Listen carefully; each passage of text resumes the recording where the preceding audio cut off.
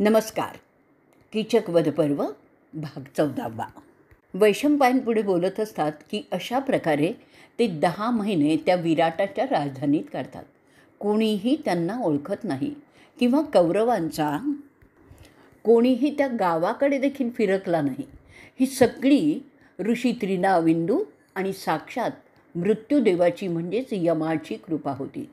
वैशंपायन म्हणतात, अरे जयमेजया, प्रिशताची कन्या स्वतः एक राणी असूनही तिथे दुर्लक्षित अशा अवस्थेत त्या राणीवशातील अंतःपुरात राहत होती. सुदेशनाच्या एका मोलकर्णीचं जीवन ती व्यतीत करत होती. तिला अशी शिक्षा कोणत्या कारणाने मिळाली होती ते एक फक्त ब्रह्मदेवच जाणे. ते वर्ष संपायला आलं होतं आणि त्या सुमारास विराटाच्या सैन्याचा प्रमुख आणि राणी सुदेशनाचा भाऊ त्यांच्याकडे वाड्यात राहण्यासाठी आला. त्याचं नाव होतं कीचक. त्याला अंतःपुरात असलेली द्रौपदी दिसते. तिच्या सौंदर्याने तो वेडा होतो. आपल्या बहिणीची सैरेंद्री आहे तेव्हा तिच्यावर आपला हक्क आहे अशा प्रकारचे विकृत विचार त्याच्या मनात यायला लागतात आणि तो ठरवतो की आपल्या बहिणीकडून ती मागून घ्यायची. म्हणून तो त्याच्या बहिणीला असं म्हणतो की इतकी रूपगर्विता मी कधी विराटाच्या अख्ख्या राज्यात पाहिलेली नाही आहे आणि ती तुझ्याकडे तुझी सैरेंद्री आहे. मी तिच्यावर तर पागलच झालेलो आहे. तो सुदेशनाला खोदून खोदून विचारतो, ही कोणाची आहे, केव्हा तुझ्याकडे कामाला आली? ताई, मला सगळं सांग, कारण तिने माझं हृदय काबीज केलेलं आहे. मी तिचा दास होण्यासाठी केव्हाही तयार आहे. एखाद्या देवतेसारखी ती दिसते, कोणी गंधर्वकन्या आहे का? नव्या दारूची जशी नशा चढते ना, तशी या बाईची मला नशा चढलेली आहे. माझ्या या प्रेमरोगाला ही बाई हाच एकमेव उपाय आहे. पुढे तो त्याच्या भगिनीला हेही म्हणतो की अशी स्त्री तुझ्या सेविका शोभत नाही. ती तर एखाद्या राजाची राणी शोभते किंवा माझी राणी म्हणूनही शोभून दिसते. मी तिचा दास होण्यास तयार आहे. जे माझं आहे ते सगळं तिचं मी करून टाकतो आत्ताच्या आत्ता. माझे घोडे, माझे हत्ती, माझा पैसा सगळं काही तिचं करून टाकतो. बहिणीशी असं बोलल्यानंतर तो थेट द्रौपदीकडे जातो आणि तिच्याशी बोलण्याचा प्रयत्न करतो, जसं एखाद्या कोल्ह्याने सिंहिणीला मागणी घालावी. तो बोलण्यास सुरुवात करतो, अहो लावण्यवती, आपण आमच्या नगरात केव्हा आलात? मला सगळं समजून घ्यायचं आहे, कारण मी ह्या राजाचा प्रमुख सेनानी आहे. आपलं सौंदर्य, आपलं मार्दव असं आहे की मला आपल्याकडे विशेष लक्ष घालावं लागणार आहे. आपलं सौंदर्य तर विलक्षणच आहे. त्याच्या तोडीचं लावण्य मी तर आजपर्यंत पाहिलेलंही नाही आहे. आपली बोलण्याची रीत, आपली हालचाल करण्याची अदा सगळं काही मोहून टाकणार आहे. तुझ्या शरीराचा एक अवयव जणू काही विश्वकर्माने कोरून कोरून बनवलेला आहे असंच वाटतंय. एखाद्या अप्रतिम सुंदर मूर्तीसारखे आपण दिसता आहात, त्यामुळे मी आता आपला चाहता झालेलो आहे. तुझ्या इतकी रूपवान महिला मी आजवर पाहिलेलीच नाही आहे. मी अनेक बायकांबरोबर मजा केली आहे, पण तू मात्र काही वेगळीच आहेस. त्या देवता आपण पूजतो, ज्यांना श्री, री, कीर्ती, भूती आणि कांती ह्या सगळ्या तुझ्यात सामावलेल्या असाव्यात असं मला वाटायला लागलं आहे. तू दुसरी रती असावीस असंही मला वाटतं आहे, जी कामदेवाचं स्त्रीरूप आहे. तुझं रूपच असं आहे की ते पाहतच राहावं, त्यापासून नजर हटतच नाही आहे. तुझं स्वर्गीय दैवी रूप माझ्या नजरेतून हटत नाही आहे. मी तुला माझी अर्धांगिनी करण्याबद्दल माझ्या बहिणीला बोललो आहे, पण ती सांगते की तो तुझा निर्णय असेल आणि त्याबद्दल ती काहीही बोलणार नाही. एका परीने ते बरोबरही आहे. म्हणून मीच तुला विचारतो, माझ्याबद्दल कोणता निर्णय आहे ते मला लवकर सांग. मी पाहतो की तुझे स्तन गोल भरलेले आणि पूर्ण वाढलेले, जे सुवर्णांच्या माळांनी झाकलेले पाहिजेत, ते आज तसेच उघडे आहेत हे मला तरी काही योग्य वाटत नाही आहे. तुझे नितंब, तुझ्या मांड्या सगळ्या दागिन्याविना आहेत. माझी जर तू झालीस ना, तर त्यावर सोन्याच्या हिऱ्या माणकांनी जडवलेल्या दागिन्याने मी ते सजवलेले होतील. तुझे गोलढुंगण असं आहे, मला वाटतं त्यावरून नजर हटवूच नाही आहे. तुझ्या अंगाअंगात सौंदर्य भरलेलं आहे, अशी तू एखाद्या भिकारणीसारखी राहत आहेस हे मला तरी काही बघवत नाही आहे. आणि म्हणूनच मी तुला पुन्हा पुन्हा विनंती करतो की तू माझी हो. आपलं लग्न होणं ही विधात्याचीच इच्छा असली पाहिजे आणि म्हणूनच तू इथे माझ्या बहिणीकडे काम करण्याच्या निमित्ताने आलेली आहेस. मगाशी मी जे बोललो त्या भूती, श्री, री, कीर्ती आणि कांती या समृद्धी, नम्रता, सौंदर्य, प्रसिद्धी आणि सामर्थ्य या गुणांच्याच देवता आहेत आणि त्या सगळ्या तुझ्यात आहेत असं मला तरी वाटतं आहे. तुझ्याशी माझा संभोग कधी होतो त्यासाठी मी फार आतुर आहे. लवकरात लवकर तू मला स्वीकारून मला ह्या अवस्थेतून मुक्त कर. तू जर मला स्वीकारलंस तर मी माझ्या सगळ्या बायकांना सोडचिठ्ठीच देईन आणि तुला माझी पट्टराणी करीन. तुला दागदागिन्यांनी मडवीन. उत्तमोत्तम मद्य जे अमृतासारखं आहे ते तुला माझ्या वाड्यातच मिळतील. त्याशिवाय जे तुला पाहिजे ते मी तुझ्यासाठी कुठूनही मिळवून आणून देईन. या अशा फाटक्या कपड्यात राहण्याची तुझ्यावर ज्यांच्यामुळे वेळ आलेली आहे त्यांना मी ठार मारूनच टाकीन. पाहिजे तर मी तुझ्यासाठी स्वतंत्र वाडा बांधून घेईन. त्यात फक्त तू आणि मीच राहू. थोडक्यात असं की अहो सुंदरी, तुझ्या सगळ्या इच्छा मी पूर्ण करण्याचं आश्वासन देतो, पण तू एकदाचं मला होकार दे.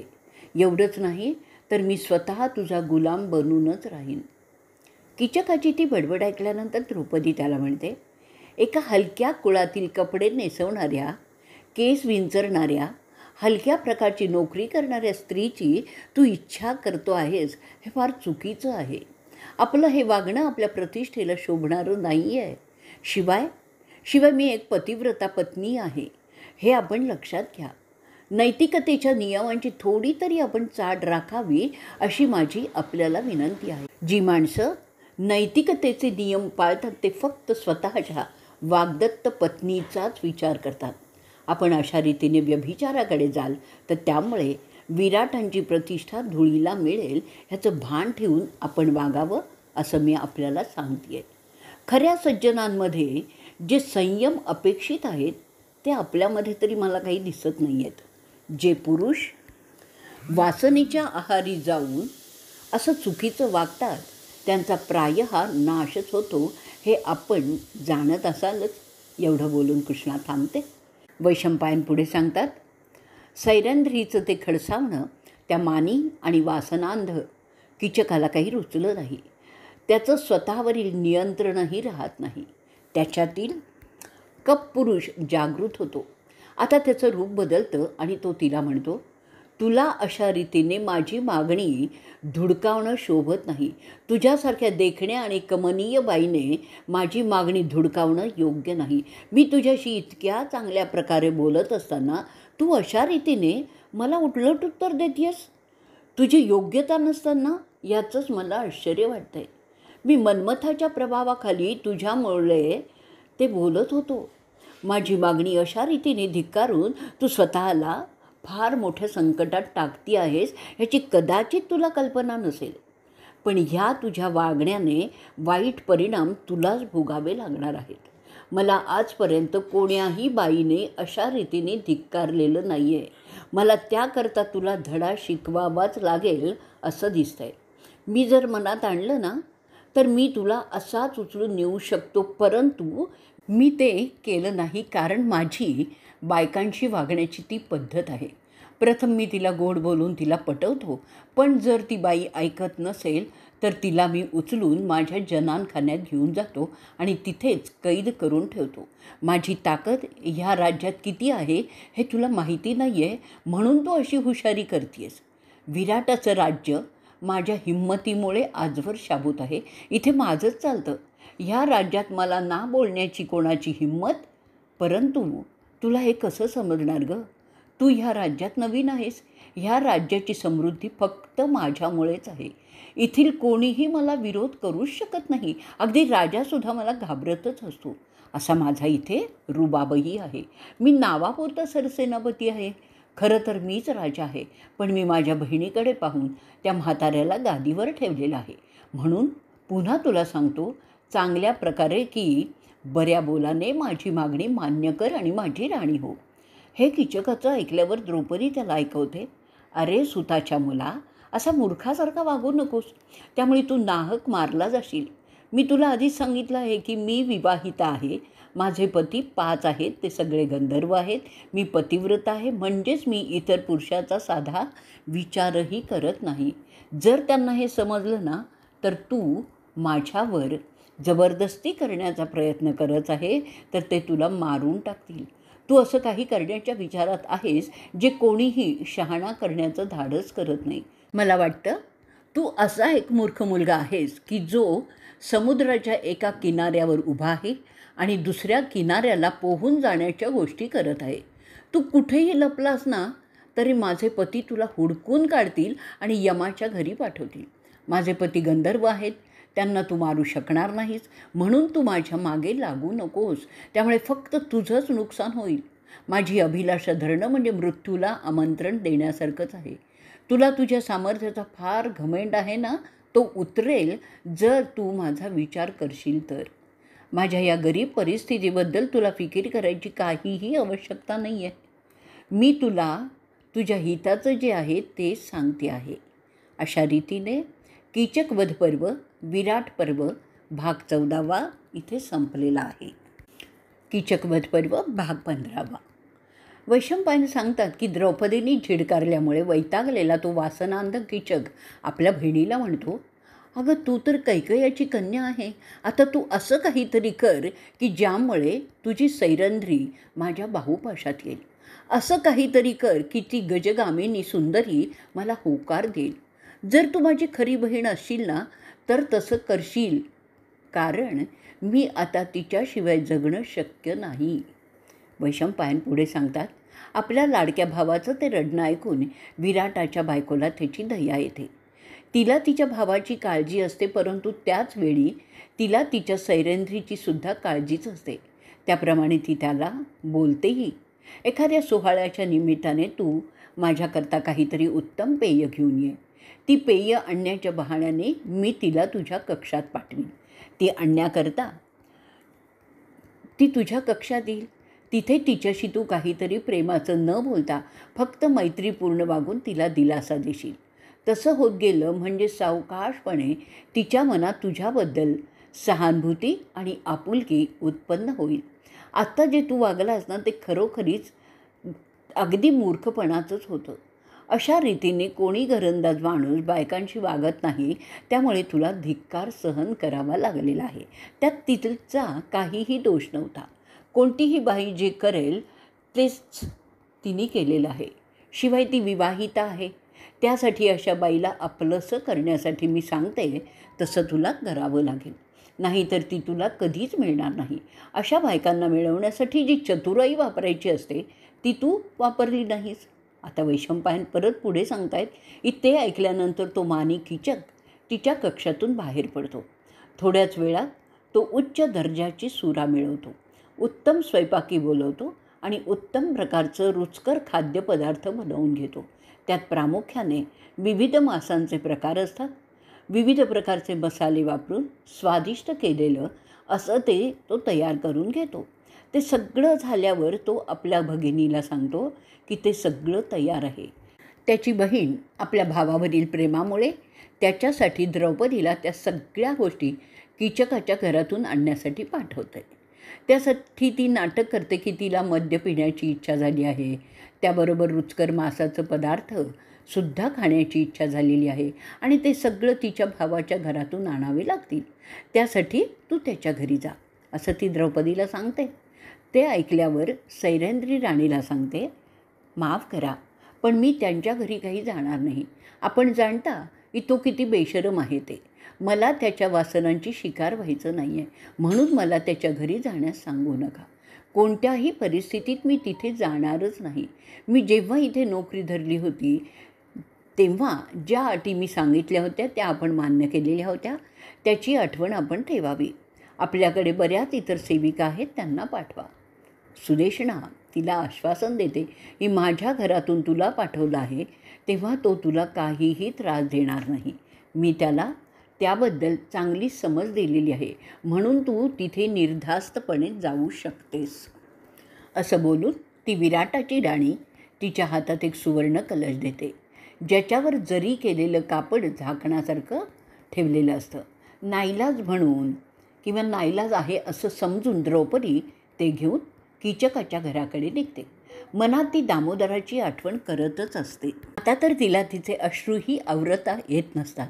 ती प्रार्थना करते की मला दुसरा कोणी पुरुष माहिती नाही आहे, कीचक तर माझ्यावर बळजबरी करणार नाही ना. अशी प्रार्थना ती करत तिथे जाते. वैशंपायन पुढे सांगतात, जाता जाता ती सूर्याकडे विनंती करते की त्याने तिचं संरक्षण करावं. सूर्य तिची प्रार्थना ऐकतो आणि एका राक्षसाची नेमणूक त्यासाठी करतो. तो राक्षस अदृश्य राहून तिला संरक्षण देणार असतो. त्या क्षणापासून तो राक्षस द्रौपदीचं संरक्षण करण्याचं काम सुरू करतो.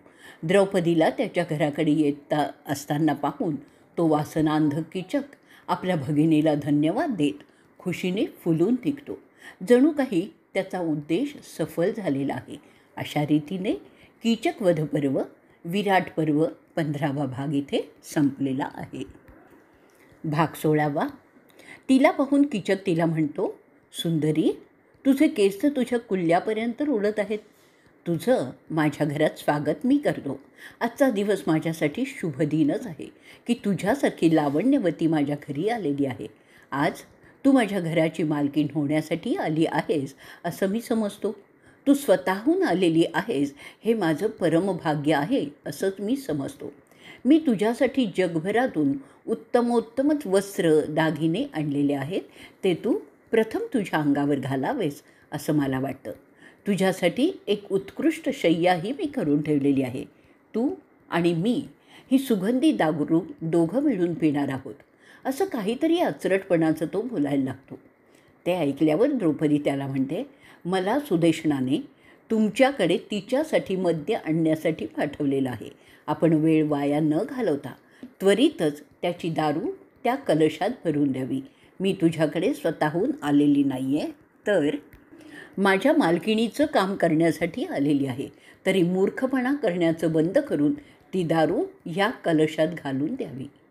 ते ऐकल्यावर कीचक त्याचा निर्लज्जपणा सोडतच नाही. तो द्रौपदीला परत म्हणतो, दुसरं माझ्या बहिणीला जे पाहिजे आहे ते घेऊन जातील. तू त्याचा विचार करू नकोस. असं म्हणून सरळ तो तिचा हात पकडतो.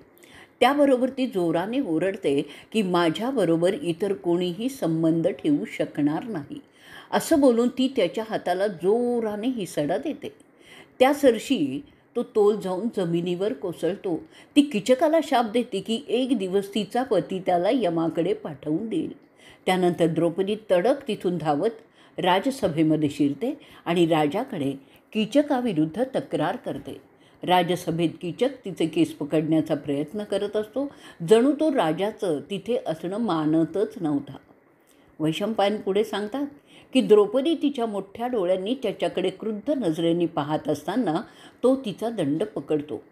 ते भर सभेत होत असतं. सगळे दरबारी ते पाहत असतात. द्रौपदीचा राग अनावर झालेला ती एकच हिसका देऊन त्याला जमिनीवर पाडते. ते पाहून राज्यसभेतील मान्यवर लोक जोराने हसत द्रौपदीला शाबासकी देतात. तो नीच माणूस परत उठून उभा राहतो. त्यानंतर ती स्वाभाविकपणे सभेत बसलेल्या युधिष्ठिराकडे मदतीसाठी जाते. त्यावेळी तो राजाचा साला भर सभेत पुन्हा तिला पकडण्याचा प्रयत्न करत असतो आणि हे सगळं राजाच्या समक्ष होत असतं. त्यावेळी मात्र सूर्याने कृष्णाच्या संरक्षणासाठी दिलेला राक्षस कार्यरत होतो आणि त्या कीचकाला दूर फेकून देतो. राक्षस अदृश्य असल्यामुळे तो कसा इतका दूर फेकला गेला आपोआपच ते लोकांना समजत नाही. कीचक इतक्या जोराने फेकला गेलेला असतो की तो तिथे तसाच जमिनीवर निपचित पडून राहतो. तो बेहोश झालेला असतो. ते सगळं युधिष्ठिर आणि भीम तिथे असतात आणि पाहत असतात कीचकाचे चाळे. युधिष्ठिराच्या कपाळावर घामाच्या धारा लागलेल्या असतात. भीम त्याचे दात ओठ चावत असतो. तो त्वेषाने काहीतरी करणार असतो, पण त्याचा मोठा भाऊ त्याला आवरतो. त्याला ते ओळखलं जाण्याची भीती असते म्हणून तो तसं करतो. भीम चिडलेल्या हत्तीसारखा हलत असतो, पण मोठ्या कष्टाने तो स्वतःला आवरतो आणि गप्प बसतो. पण कीचकाचा वध करण्याचा निश्चय करून तो थांबतो. त्या प्रसंगापासून त्याचं लक्ष वळवण्यासाठी युधिष्ठिर भीमाला म्हणतो, अरे वल्लभा, तू सरपणाची लाकडं आणण्यास केव्हा जाणार आहेस? भीम त्यावरून ओळखतो की काय करायचं आणि तिथून निसटतो. द्रौपदी रडत रडत परंतु संतापाने त्या सभेत उभी राहून राजाकडे पाहत म्हणते, अहो, आपल्या राज्यात एका सूताचा मुलगा एका पतिव्रतेला बळजबरीने पकडतो, याचा अर्थ काय आहे? आणि इथे लोक द्यूत खेळत बसलेले आहेत, हे कसं काय राज्य आहे? भर सभेत हे होतं आहे. ते धनुष्याचे टणात्कार आणि वाद्यांचे निनाद आता ऐकूच येत नाही आहेत. अशी सामर्थ्यवान लोकांची पत्नी हे सगळं भोगत आहे. त्यांना त्यांच्या गुप्ततेची पडलेली आहे. धिक्कार असो अशा नवऱ्यांचा जे त्यांच्या पत्नीची लाज राखू शकत नाहीत. एकेकाळी जो मागील त्याला संरक्षण देणारे माझे शूरवीर पती आज त्यांच्या पत्नीला संरक्षण देऊ शकत नाहीत. काय शरमेची परिस्थिती आहे ही पहा. एखाद्या नपुसकासारखे ते लपून बसलेले आहेत आणि त्यांची पत्नी तिचा काहीही दोष नसताना उघड्यावर असहाय्य अवस्थेत पडलेली आहे. हा असा कसा राजा ज्याच्या राज्यात एका विवाहित महिला संरक्षणासाठी टाहो फोडती आहे? एका राजाला शोभत नाही की त्याच्या राज्यात महिला असुरक्षित आहे, कारण त्याचे स्वतःचे नातेवाईक बाईवर अत्याचार करतायत. त्या बाईपेक्षा ह्या राजाला त्याचा नातेवाईक जास्त योग्य वाटतो. असं राज्य फार काळ टिकणार नाही, असा शाप ती विराटालाही देते. ती पुढे हेही म्हणते की हे दरबारी जे इथे बसलेले आहेत आणि कीचकाचं कृत्य पाहत आहे ते सुद्धा राजा इतकेच दोषी आहेत. वैशंपायन पुढे सांगतायत, अशा रीतीने ती चिडलेली कृष्णा राजाला दोष देत राहते आणि न्यायाची मागणी करत असते. ते ऐकून राजा तिला म्हणतो, मला तुमच्या दोघात काय बिनसलं आहे त्याची कल्पना नसल्यामुळे त्यात मी पडू शकत नाही. खरं काय तुमच्यात ठरलं होतं आणि नंतर काय झालं त्याची मला कल्पना नाही, त्यामुळे मी ह्यात काहीही बोलू शकत नाही. परंतु इतर दरबारी कृष्णाची बाजू उचलून धरतात आणि तिच्या बाजूनीच कौल देतात. कित्येक जण तिला तिच्या धैर्याकरता तिचं कौतुकही करत असतात. कीचकाच्या अशा हरकतीवर त्यानंतर तिथले दरबारी चर्चा करतात आणि कीचक अशा रीतीने बऱ्याच बायकांना नाडत असल्याचं राजापुढे सांगितलं जातं. ते सांगतात की या महिलेने धाडस तरी केलं आहे. इतर कीचकाच्या राजाकडील वशिल्याला धरूनच आणि घाबरूनच गप्प बसतात. ही महिला देवीसारखी श्रेष्ठ आहे, म्हणूनच ती हे सगळं सांगण्यासाठी इथे आलेली आहे आणि म्हणूनच तिचं कौतुकच केलं पाहिजे असा सगळ्यांचा सूर होता. ते आणखीन बोलतात की ही एखाद्या स्वर्गीय देवतेप्रमाणेच आहे. वैशंपायन पुढे सांगतायत, अशा रीतीने विराटाचे दरबारी तिचं कौतुक करत असताना तिथे बसलेला कंक मात्र घामाने थिजून आणि भिजून गेलेला होता. नंतर तो आपल्या पत्नीला सांगतो, कृपया आता तुम्ही इथून निघून जावं. अहो सैरेंद्री, आपण आपल्या कक्षात सुदेशनाच्या राणीवसात जावं. तो पुढे हेही म्हणतो, शूरांच्या बायकांना त्यांच्या पुरुषांच्या व्रतस्थतेमुळे अनेक त्रासांना तोंड द्यावंच लागतं असा अनुभव आहे. आपले गंधर्वपती ह्यावेळेस येतील असं वाटत नाही, परंतु जसे गंधर्व करतात तसे ते सुद्धा वेळीच तुझ्या दुःखावर उपाय करतील. ते गंधर्व आहेत, त्याप्रमाणे ते तुला न्यायही देतील. आत्ताच पहा, कीचकाला तुझ्यापासून कोण्या अदृष्ट जोराने दूर फेकले आहे आणि ते सगळ्यांनी पाहिलं आहे, म्हणजेच ते तुझ्यावर लक्ष देऊन आहेत हेही निश्चित. काळ सगळ्या गोष्टींवर इलाज करत असतो, म्हणून आपण काळाच्या निर्णयावर भरवसा करावा. आपल्या ह्या अशा येण्यामुळे सभेतील द्यूताचा डाव किती बिघडला त्याची आपल्याला कल्पना नाही आहे. मला पूर्ण विश्वास आहे की आपले गंधर्वपती त्याचा पुरता वचपा काढतील. युधिष्ठिराचं ते बोलणं ऐकल्यावर कृष्णा उत्तर देते, ज्यांच्याशी माझं लग्न झालेलं आहे ते स्वभावतःच फार कृपाळू आहेत, परंतु त्यांच्यातील एक मोठा आहे, त्याला जुगाराचं व्यसन लागलं आहे. त्याच्या व्यसनापायी आम्ही सगळेजण दुःख भोगत आहे आणि तो मोठमोठ्या शहाणपणाचा गप्पा मारत असतो. त्याला त्याच्या त्या नादाची लाजच वाटत नाही. हे सगळ्यात मोठं दुःख आहे माझं. वैशंपायन सांगतात, असं फणकारून ती रूपगर्विता आपले विस्फारलेले केस तसेच उडवत तिच्या कक्षाकडे जाते. खूप चिडल्यामुळे तिचे डोळे लाल झालेले होते. त्यामुळे तिच्या देखणेपणात वाढ झालेलीच होती. ती अधिकच सुंदर दिसायला लागली. तिथे गेल्यावर राणी सुदेशना तिला विचारते की काय झालं, त्यांनी तुझ्याशी काही अक्षम्य हरकत केली का? मी असं विचारते कारण तू फार चिडलेली आणि दुःखी पण दिसतेस. ते राणीचं बोलणं ऐकून द्रौपदी तिला रडत रडत सांगते, आपल्या आज्ञेनुसार मी त्या घरात दारू आणण्यासाठी गेले होते. तेव्हा त्या नीच माणसाने माझा हात पकडला, माझ्याशी लगट करण्याचा प्रयत्नही करू लागला. त्याला हिसका मारून मी न्याय मागण्यासाठी राजसभेत गेले. तिथे राजाच्या समक्ष तो माझ्याशी हातापायी करू लागला. त्याला मी जोराने ढकलून दिलं. राणी ते ऐकून म्हणते, माझ्या भावावर तुझ्या सौंदर्याचा इतका प्रभाव पडलेला आहे की तो असं अक्षम्य कृत्य करून बसलेला आहे. आपल्या राज्याच्या नियमांप्रमाणे असं कोणी एखाद्या बाईबरोबर केलं तर त्याला देहदंडाची शिक्षा आहे. तर तू काय ठरवतेस, त्याला ठार मारायचं का? द्रौपदी तिला उत्तर देते की राणी सरकार, त्याला माझे पती ती शिक्षा नक्कीच देतील. आजच त्याला दरबारात माझ्याशी झुंबण्याचा प्रयत्न करीत असताना त्याला जोरांनी दूर फेकून दिलं होतं. तो त्यामुळे बेहोश पडलेला आहे त्या सभागृहात. असंच तो करणार असेल तर त्याला यमाच्या घरी जावं लागेल हे मात्र निश्चितच आहे. अशा रीतीने कीचक वध पर्व विराट पर्व भाग 16वा संपलेला आहे. भाग 17वा. वैशंपायन पुढे सांगतायत की सूताच्या मुलाकडून अशा प्रकारे उपमर्द वेळोवेळी झाल्यामुळे ती मानिनी कृष्णा आपल्या खोलीकडे जाते. तिथे ती स्नान करून देवांना अर्घ्य देते आणि विराटाच्या सरसेनापतीच्या मृत्यूसाठी प्रार्थना करते. माझी इच्छा कशी पूर्ण होणार त्याच विचारात ती असते. तिला आता तिचे अश्रू मात्र आवरताच येत नाहीत. ती तिचं दुःख कमी करण्यासाठी काय करावं त्याचा विचार करत असते. हा नीच माणूस कसा मरेल त्याचीच तिला फिकीर पडलेली असते. मी असं काय करावं की हा मारला जाईल. राणीने त्याला शिक्षा देण्यात द्रौपदीला समाधान नसतं. तिला त्या नीच माणसाच्या स्वतःच्या योजनेनेच मारायचं असतं, तरच तिला खरं समाधान मिळणारं असतं. ती तशा अवस्थेत रात्रभर जागी असते. सारखा विचार करत असते की त्याला कसं ठार मारायचं. तिचं शरीर सुडाने थरथरत होतं. अखेरीस ती ठरवते आणि पटकन आपल्या पिछादनातून उठते आणि दबक्या पावलाने भीमाच्या खोलीकडे जायला लागते. तिचा निश्चय पक्का झालेला होता की अशा कामात तिला फक्त आणि फक्त वृकोदरच समजू शकतो. ती भीमाच्या खोलीत शिरते कारण त्याचा दरवाजा सताड उघडा होता.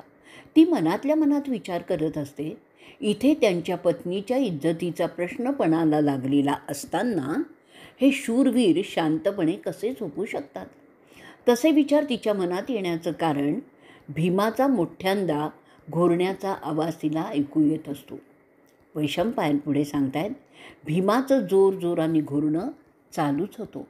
तो स्वप्नात त्याची पत्नी पाहत असतो. द्रौपदी त्याला घोरताना पाहून चिडते, पण स्वतःला आवरते आणि त्याच्या कुशीत घुसते. त्याला घट्ट मिठी मारते, जणू काही एखाद्या नाजूक वेलीने प्रचंड साल वृक्षाला पकडलेलं आहे. त्या तिच्या धडपडीमुळे भीम जागा होतो. त्याला समजते की कृष्णा त्याच्या बाहुपाशात घुसलेली आहे. तो त्याचा पंजा तिच्या कुरळ्या केसातून फिरवतो आणि विचारतो, आज काय विशेष? ती त्याला म्हणते, स्वामी जागे व्हा, जागे व्हा स्वामी, किती वेळ झोपाल? जोपर्यंत तो नीच माणूस ठार मारला जात नाही तोवर मला शांती मिळणार नाही. आपल्या पत्नीशी नीचपणा करणाऱ्याला तुम्ही शिक्षा नाही का करणार? असा माणूस जिवंत कसा राहू शकतो? तिचं ते ऐकल्यावर भीमाला लक्षात येतात सगळ्या गोष्टी ज्या त्या दिवशी राजसभेत घडल्या होत्या. तो कुशीवर वळून कृष्णेला जवळ घेत विचारतो, तुझा काय विचार आहे तू मला सांग. तुझा आवाज नेहमीसारखा कोमल वाटत नाही आहे. तू त्याच्यावर सुडाने पेटली आहेस, बरोबर ना? द्रौपदी म्हणते, मला झोप येत नाही जोवर तो नराधम जिवंत आहे. त्याचा नायनाट करण्यासाठी मला तुमचीच मदत पाहिजे आहे. मी सगळे राणीला सांगितलेलं आहे. तेव्हा ती मला म्हणाली, मत्स्य देशाच्या कायद्यानुसार त्याला देहदंड मिळालाच पाहिजे. पण मी म्हणते, तो देहदंड आपणच दिला पाहिजे, कारण क्षत्रियांचं काम आहे की तो निरपराध्यांना अन्यायापासून संरक्षण देईल. वृकोदर तिला म्हणतो, तुझा काय विचार आहे तुम्हाला नीटपणे सांग. तो किती योग्य किंवा अयोग्य आहे त्याची पर्वा करू नकोस. मला फक्त समजलं पाहिजे की तुझी इच्छा काय आहे. एकदा मला समजलं ना की तुला काय हवं आहे, मग मी तसं करीन. त्याबद्दल मात्र तू बिनधास्त राहा. द्रौपदीला ते भीमाचं बोलणं ऐकलं खूप बरं वाटतं. एखादा मोठा बोजा शिरावरून उतरल्यानंतर जसं वाटावं ना, तसं तिला वाटतं. ती त्याच्या छातीवरून हात फिरवत म्हणते, मला माहीत आहे की तू मला समजून घेशील. बाकीच्यांची मला तेवढी खात्री नसते, कारण ते सगळे मोठ्याच्या आज्ञेत राहणं पसंत करतात. ते ऐकल्यावर भीमाला हसू येतं आणि तो म्हणतो, त्यात त्यांचा काही दोष नाही आहे गं. ते कुंती मातेच्या आदेशाचं फक्त पालन करत असतात. आता मला सांग, पुढे तुझी काय योजना आहे ज्यामुळे त्याचा काटा काढता येईल. आणि पुढे तर तिला सांगतो, आत्ता तू तुझ्या खोलीत जा, उजाडायला लागतं आहे. माणसं जागी होण्याच्या आधी तू तुझ्या कक्षात जाऊन शांतपणे निद्रा घे. त्याचीच तुला फार गरज आहे. नंतर आपण नेहमीप्रमाणे स्वयंपाकघरात भेटू. तिथे तुझी योजना नीट ठरवून मला सांग. द्रौपदीला आता खूप बरं वाटत असतं. ती लगबगीने त्याच्या खोलीतून निघते आणि तिच्या खोलीत जाते. अशा रीतीने कीचक वध पर्व, विराट पर्व भाग 17 संपलेला आहे.